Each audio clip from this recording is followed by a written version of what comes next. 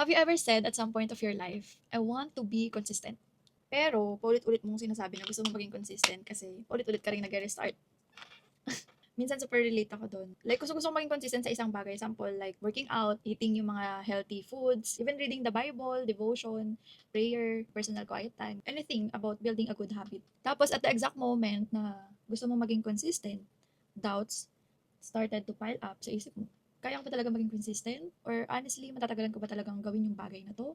Ganyan, di ba? Ang dami nating what if in life. And then later on, dahil napagod ka, you will just conclude na hirap naman maging consistent sa bagay na gusto nating ma-establish sa lifestyle natin. But here's something I realized recently lang. Consistency doesn't start with consistency. It starts with commitment. So kung wala tayong commitment na gawin yung isang bagay, mahirap talagang maging consistent tayo sa bagay na yun. For example, sa Bible, yung story ni Daniel. Sabi dun sa Daniel chapter 6 verse 10, after a law was passed making prayer punishable by death, that time Daniel didn't suddenly decided to pray.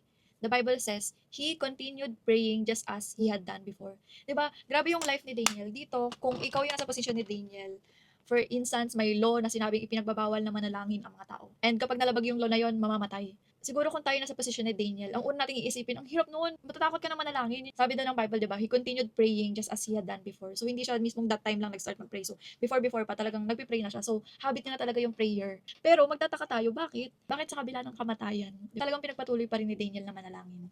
So, bakit nga ba? Why? Because long before the lion's den, Daniel had already committed his heart to God.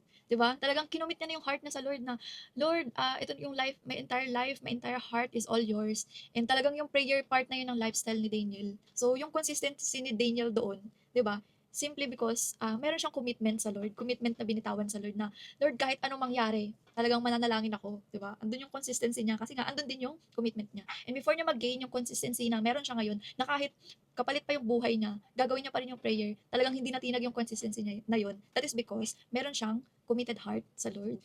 So the same is true for us. Don't begin by asking, how can I be consistent? Start by asking, am I truly committed?